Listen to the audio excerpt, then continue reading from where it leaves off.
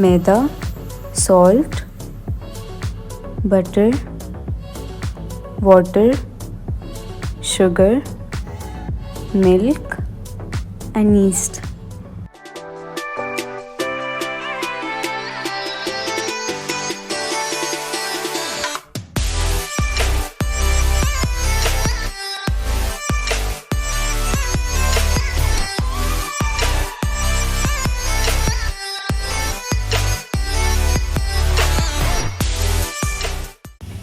Here I have used instant yeast.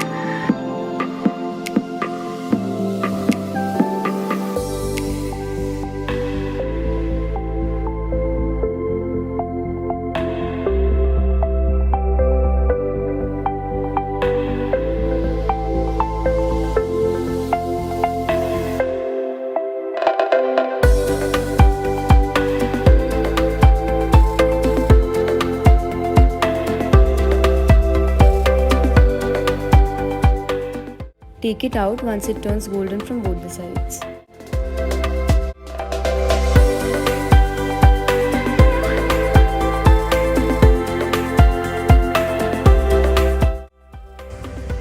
For topping we need choco chips, chocolates, donuts, and you can also use sprinkles.